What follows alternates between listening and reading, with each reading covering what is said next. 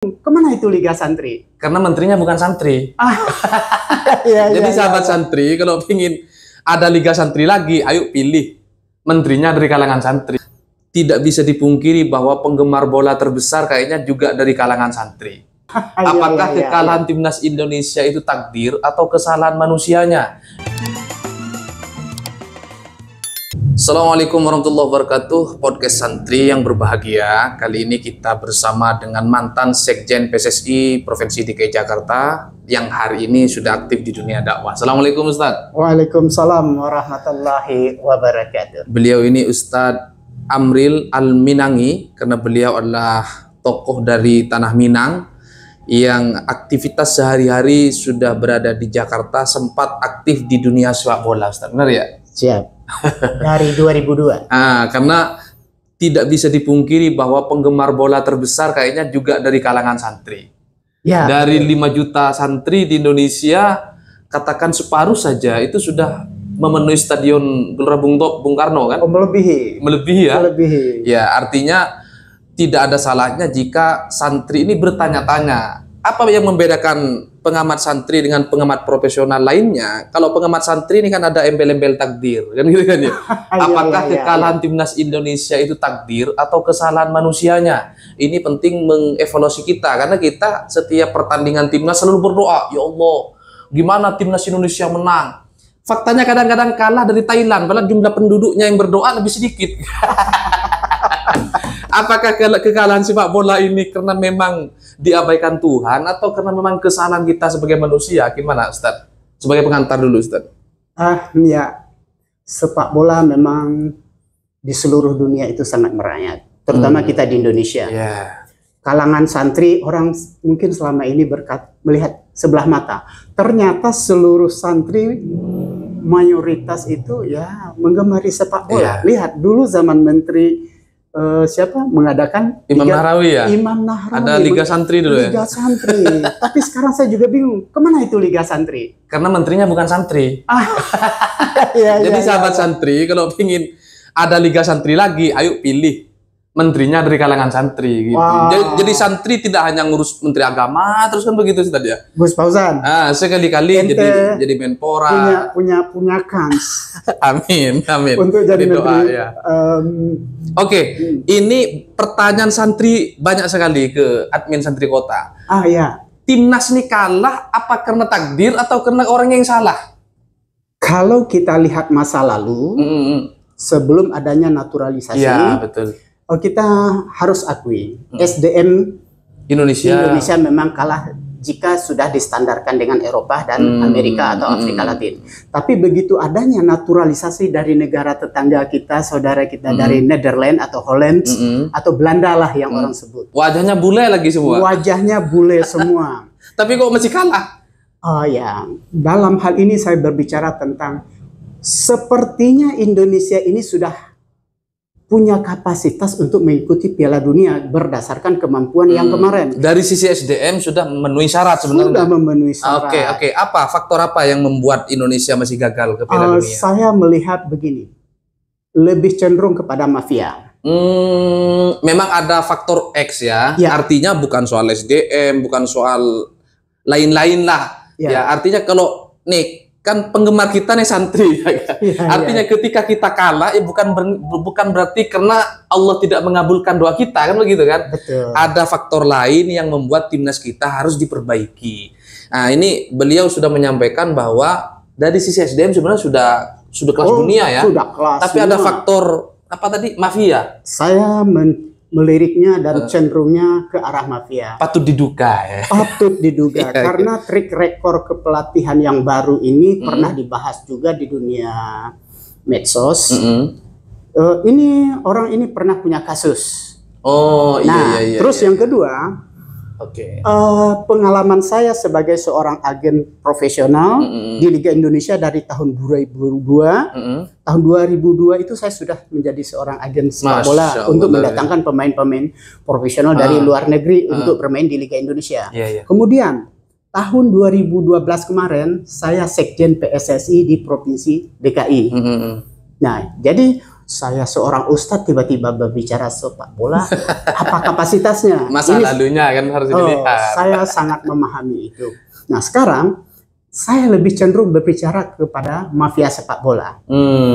Lihat bagaimana Indonesia waktu bermain di Oman ya. Iya. Nah itu dijahili sedemikian rupa. Oh iya. Wasitnya juga dari sana ya kan. Semuanya terus, orang sana. Terus kemarin kenapa kita bisa kalah oleh Belanda, oleh Saudi Arabia. Nah, di sini saya melihat dari segi penyusunan materi pemain yang diturunkan, ini ada mafia. Kenapa ada mafia? Saya sebut contoh Sananta, seorang striker. Andaikan saya seorang pelatih, tiba-tiba posisi Sananta seorang striker ini saya jadikan seorang kiper. Apa pandangan masyarakat? Pasti berkecamuk. Gila itu pelatih. Kenapa? Sananta seorang striker dijadikan kiper.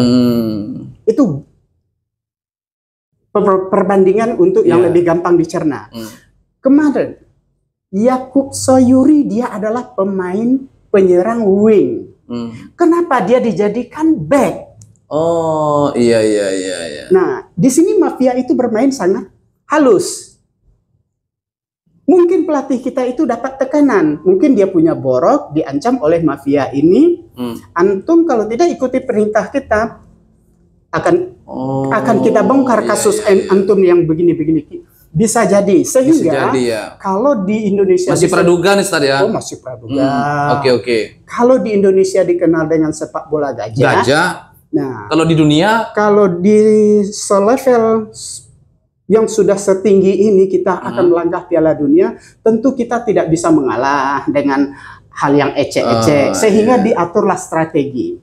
Yakub Sayuri adalah pemain penyerang wing. Artinya dari apa formasi pemain aja meragukan Ustaz ya? Ya, kemudian itu kan posisinya Verdong. Nah, posisi Verdong dia nggak dimainkan, ditempatkan posisi cadangan. Kemudian posisi dia diambil oleh pemain seorang penyerang wing.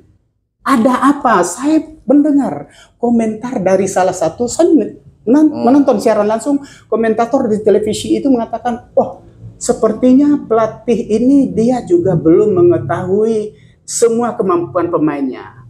Oh ya enggak mungkin. Kita aja yang awam, yang di luar struktur kepemimpinan kepelatihan dari tim, memahami kenapa ini Yakub Sayuri dijadikan pemain back. Sebelum terlalu jauh membahas soal skenario mafia ini Ustaz. Ya. Dari awal ini publik Indonesia kan sudah tercerahkan. Sudah punya harapan besar ketika Sintayong direkrut oleh PSSI kan. Nah, tiba-tiba di tengah harapan publik yang begitu besar, tiba-tiba Sintayong dipecat. Nah, apakah skenario ini dimulai dari sini atau seperti apa Ustaz? Kan alasannya katanya bisa komunikasinya kurang baik, alasannya tidak bisa berbahasa Indonesia, tidak bisa berbahasa Inggris, alasannya kan begitu kan? Nah, padahal kan bisa ada penerjemah ya kan? Dan kalau saya lihat Sintayong ini bagus menurut saya. Oh ya, dia sangat bagus. Itu hanya isu yang dibuat oleh sekelumit seseorang atau beberapa orang. Oknum. Dia menyatakan Sintayong tidak layak. Dengan alasan ini pemain semua dari Eropa. Target mafia, misalnya kalau mafia ya masih praduga ini. Target mafia itu apa? Indonesia tidak lolos sih maksudnya. Oh bukan, dia tidak mengharapkan Indonesia tidak lolos, tapi ada kepentingan besar.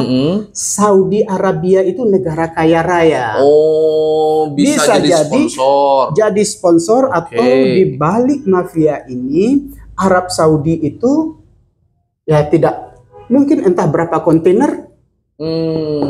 Arab Saudi ya, bukan Islam ya. Jadi sahabat, kita nyebut Arab Saudi bukan Islam maksudnya. Oh jangan bawa-bawa. Ini nggak ada kaitannya dengan agama ya, walaupun kita berbicara tentang kesebelasan nasional Arab Saudi yang mengalahkan Indonesia. Ketika era kepemimpinan Sintayong, Arab Saudi itu keok, tidak berkutik. Iya betul. Tapi ketika dia wajib menang, dia wajib lolos, disinilah peran mafia bernegosiasi dengan segala lini. Indonesia bisa dikalahkan dengan cara begini, ganti dulu pelatihnya.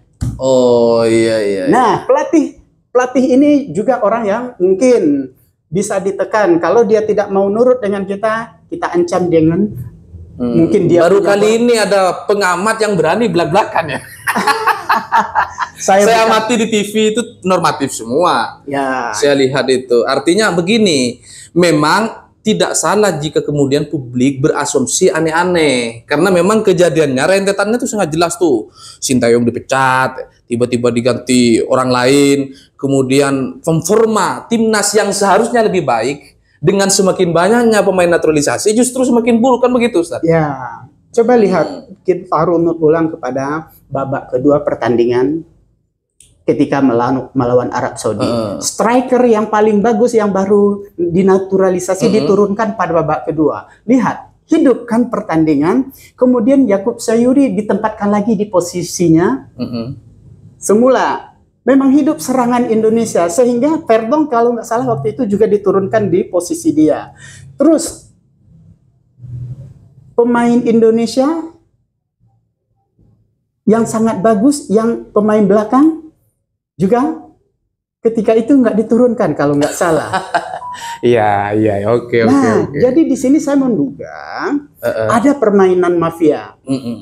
Nah, kalau saya berbicara tentang mafia ini, kalau di Indonesia dulu, Liga Indonesia, untuk menghancurkan tim itu ada Vimeo yang sudah sangat familiar bagi sebagian kalangan masyarakat sepak bola. Belum dimulai Liga Indonesia itu sudah tahu siapa juaranya. Skornya sudah kelihatan ya? Skornya sudah kelihatan. Mau 2-1. Jelas sekali. Berapa? Ya. Nah, jadi kalau di tingkat sudah internasional seperti ini, saya menduga ada mafia. Sudah jelas kok. Dianggap ada komentar dari televisi ketika itu bilang, mungkin pelatih belum paham betul tentang kemampuan pemainnya ya. Itu menurut saya tidak logis seorang komentator berbicara begitu. Ini yang dia tuduh seorang pelatih tidak mengetahui kemampuan pemainnya. Justru dia sangat memahami kemampuan pemainnya, ditempatkanlah seorang pemain back jadi pemain penyerang sayap wing dijadikan seorang pemain back supaya tim lawan leluasa menyerang.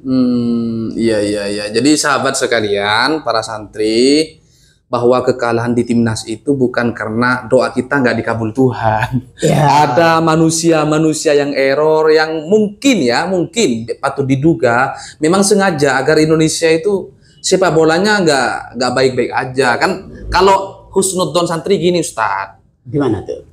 Santri Indonesia ini selalu juara dunia. Tapi MTQ, Kori gitu kan, bulu tangkis, badminton. Kalau Indonesia juara di semua event sepak bola, terus negara lain ngapain?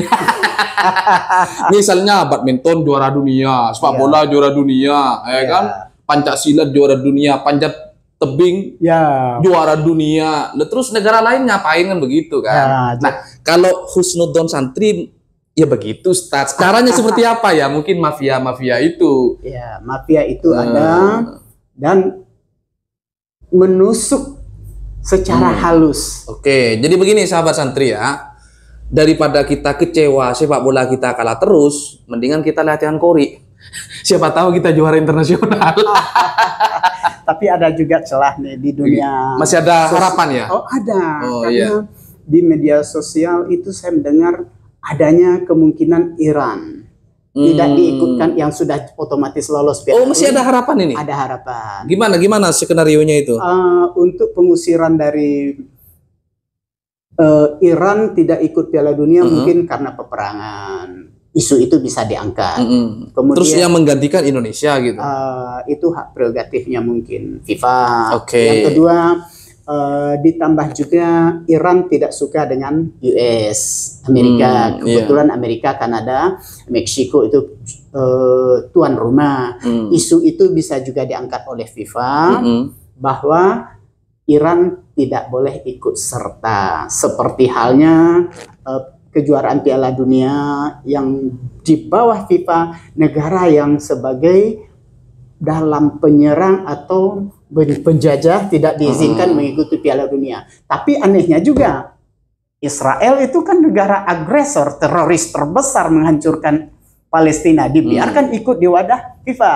Tapi itu biarlah, itu nggak urusan kita. Kita berharap kalbu dan hati dan pemikiran orang-orang yang berada di kepengurusan FIFA memberi hak istimewa untuk Indonesia ikut Piala Dunia, kemudian dengan rentetan kejahatan-kejahatan yang dilakukan oleh mafia-mafia sepak bola di Asia, Indonesia diberi hak prerogatif, hak istimewa oleh FIFA. Itu yang kita harapkan. Mudah-mudahan ya, kita doakan santri, ya. Ayo kita doakan para santri agar Indonesia masih ada harapan ternyata ya. Masih ada harapan. Nah, tidak tahu apa yang terjadi, kita pasrahkan kepada Allah. Mudah-mudahan Indonesia ikut serta di Piala Dunia. Jangan terlalu jauh pembahasannya, Ustadz. Baik. Karena kita ngomong di YouTube. Nah, terakhir. Menurut prediksi Ustadz, kira-kira juara dunia sekarang siapa ini? Ini sudah mulai banyak nih, santri nanya-nanya nih. Ya. Ada yang maunya, oh ini harus Amerika Latin lagi nih, ya kan? Ya. Ini Eropa, macam-macam lah. Kira-kira mana? Kalau saya melihat persiapan ya, kalau pelatih-pelatih Indonesia di media sosial atau di siaran-siaran langsung, seorang reporter televisi yang mewawancari di stasiun televisi itu, berapa nih perkiraan? Kalau pelatih Indonesia yang ditanya, dia akan menjawab. Tapi begitu pelatih dari luar, dari Eropa yang ditanya, yang melatih di Indonesia, berapa perkiraan pelatih skor pertandingan ini? Pelatih itu akan marah dan emosi. Saya bukan Tuhan yang menentukan segala-galanya. Jadi kalau antum bertanya ke saya perkiraan siapa, saya standar dengan pelatih-pelatih luar. Saya bukanlah Tuhan yang menentukan. Tapi kan kelihatan siapa negara yang akan kita lihat saja nanti bagaimana siapa yang akan layak menjadi pelatih juara Piala Dunia nanti di Meksiko, Amerika dan Kanada. Kita lihat saja, karena sepak bola itu bundar ya. Bola itu bundar. Selagi bola itu masih bergulir di tengah lapangan, selagi 24 jam atau 2 kali 15 penambahan waktu masih bergulir, siapa saja punya chance untuk juara dunia. Terima kasih Ustadz ya kehadirannya di podcast Santri Kota. Sekali lagi para santri, ayo tetap kita dukung timnas Indonesia dengan memperbanyak berdoa. Kalau ada urusan-urusan berkaitan dengan teknis sepak bola, di sini ada Ustadz Amrin untuk membantu menjelaskan kepada kalian. Ayo pilih siapa favorit juara dunia yang akan datang. Ini saja yang dapat saya sampaikan. Terima kasih sekali lagi Ustadz. Hadanallahu yakum ajmain. Assalamualaikum warahmatullahi wabarakatuh. Sampai jumpa.